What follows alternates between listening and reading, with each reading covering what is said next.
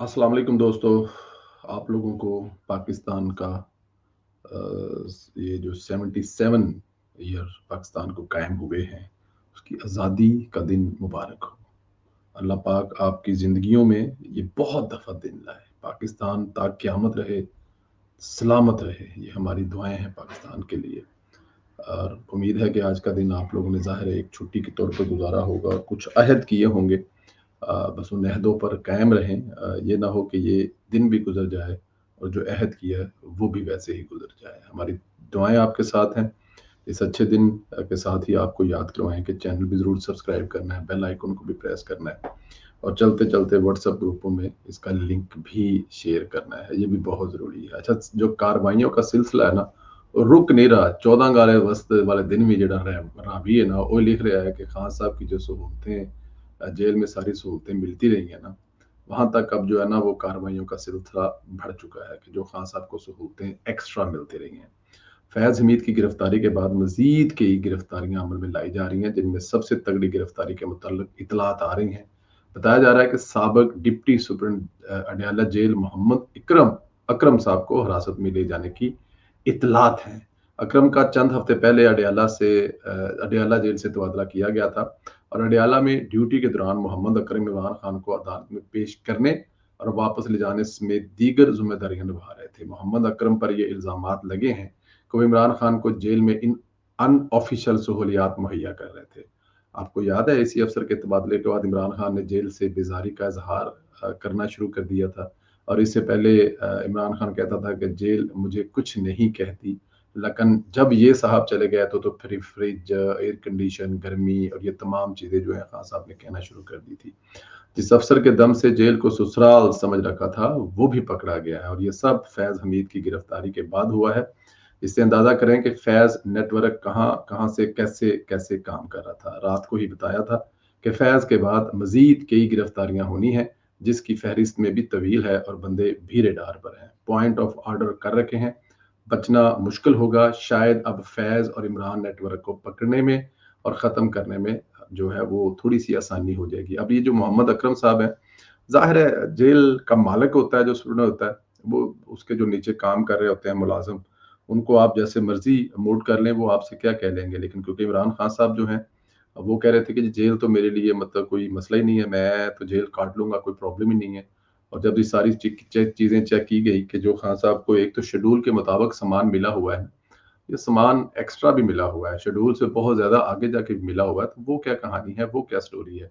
तो फिर बाद में पता लगा कि खान साहब तो किसी और किस्म की मौज ही फरमा रहे हैं। खान साहब तो अंदर देसी कुकड़ी के साथ-साथ पता नहीं केड़ा-केड़ा गोश्त किथे-किथे की एन्जॉय कर रहे हैं और जो राणा सनाउल्लाह साहब ने कहा था कि कहीं से तो कोई तो दवाई जो है वो मिल रही है।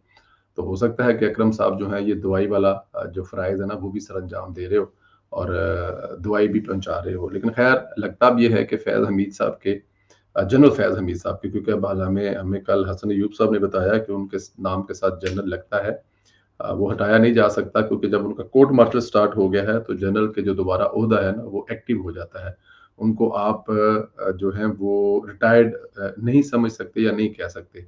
तो जो इस वक़्त जो जनरल साहब हैं, उनके गिरफ्तार होने के बाद मुझे लगता है कि बहुत सारी सहूलत करने वाले जो लोग हैं, वो खुद ब खुद या तो हथियार फेंक देंगे या फिर वो पकड़ लिए जाएँगे, ताकि जो खान साहब की सहूलतकारी है ना, जो वो जेल में बैठकर इंटरव्यू दे रहे हैं, जेल में बैठकर जो याशियाँ फरमा रहे हैं, उस पर अब काफ़ी ज़्यादा जो है वो सख्ती बढ़ जाएगी। अच्छा, जब से फैज़ हमीद गिरफ्तार हुआ है, तब से खबर जारी है कि साकिब निसार भी गिरफ्तार हो रहा है या गिरफ्तार हो रहा है। इस तरह की खबरें इतनी चली कि साकिब निसार का और जिहदे च पंजाबी च कहंदे ने कि त्राह ही निकल गया। खबर आई है कि साकिब निसार गिरफ्तारी के डर से बरतानिया भाग गया और वहाँ बैठकर कह रहा है कि मुझे गिरफ्तारी का कोई डर नहीं है, गिरफ्तार हुआ तो सब बता दूँगा। बाबा जी, अगर गिरफ्तारी का डर नहीं तो फिर आप बरतानिया क्यों फरार हुए? पाकिस्तान में रहते और मुकाबला करते। साकिब निसार मास्टरमाइंड था जिसने 2018 में चलते पाकिस्तान को रोका, मईशत को तबाह किया, नवाज शरीफ की हुकूमत खत्म की। साकिब निसार सारी चालें बना कर देता था। साकिब निसार ने बुग़्ज़ में मुल्क का बेड़ा गर्क किया और अब बैरून मुल्क हो जा चुका है। साकिब निसार जैसे तमाम मोहरों को भी अंजाम तक पहुँचाना ज़रूरी है, वरना पाकिस्तान आगे नहीं बढ़ेगा।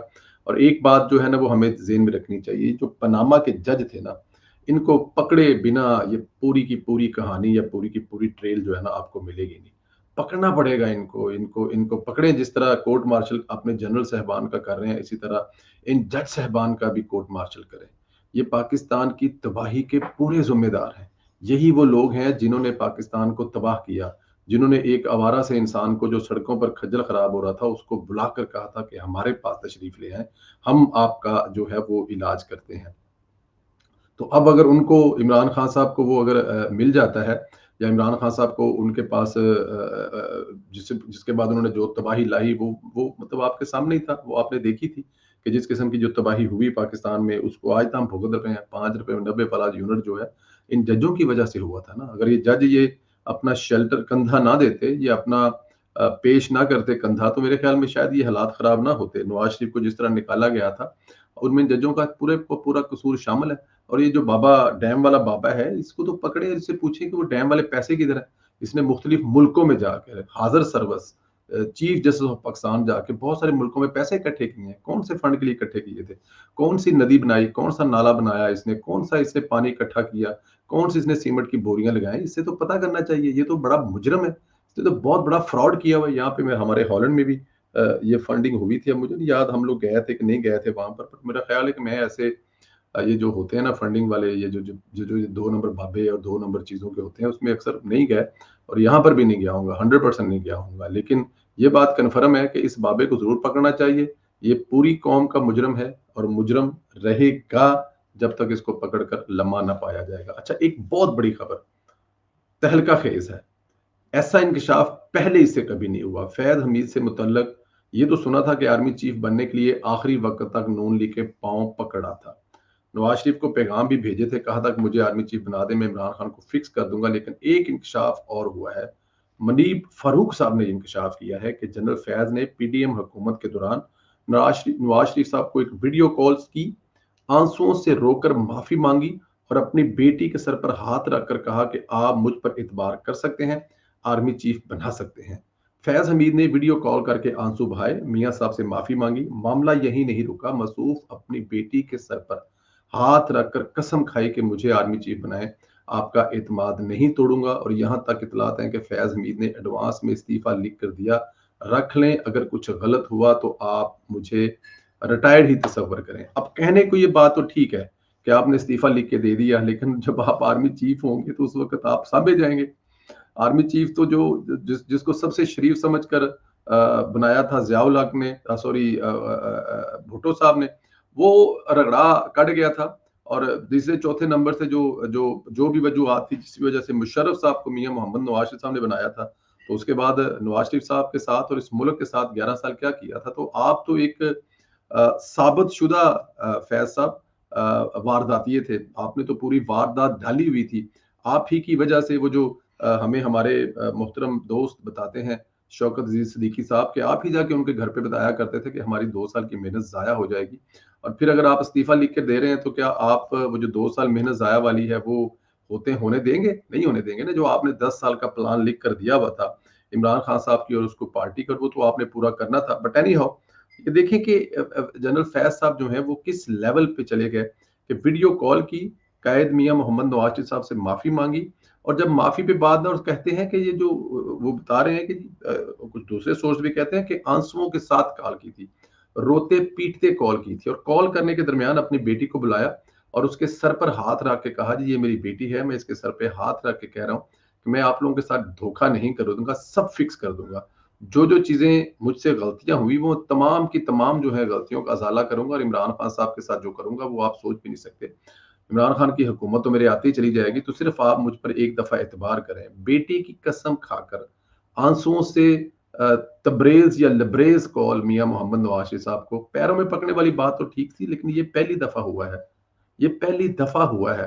तो इसमें अब देख लें आप, अल्लाह ताला की जात, मैं क्या कहूँ, अब इक़्तिदार के लिए सियासतदानों को तो किसी हद तक जाते देखा था या सुना था, लेकिन जर्नैल जो मुल्क का आर्मी चीफ बनने के लिए बेटी के सर पे हाथ रखकर रोते आंसुओं के साथ कॉलें और तरले और मिन्नतें करता हुआ पहली दफा देखा इतना बहादुर जर्नैल। खैर, अब वो इस वक्त भुगत रहे हैं। अल्लाह पाक जो उन्होंने किया है वो जरूर भुगतें, हमारी तो ये दुआ भी है। लेकिन अल्लाह पाक आप लोगों को अपने हिफ्ज़-ओ-अमान में रखे। हमारी दुआएं आपके साथ हैं। खुश रहें, आबाद रहें। चैनल को जरूर सब्सक्राइब करें और आप क्या समझते हैं कि ये जो बताई गई है हमें, ये जो खबर आपके सामने शेयर की गई है, ज़ाहिर है ये खबर ऐसे तो नहीं आई ना, ये मतलब कि इस खबर को लाने वाले आप तक जो हैं वो बड़े मुसद्दका और बड़े जेद किस्म के सहाफ़ी हैं। तो आप लोगों का क्या ख़्याल है कि ऐसा हुआ होगा? अगर ऐसा हुआ है तो ज़रूर कमेंट करें, चैनल को सब्सक्राइब करें, बेल आइकन को प्रेस करें और इंशाअल्लाह अगले वीलॉग में आपसे फिर मुलाकात होगी। खुदा हाफ़िज़।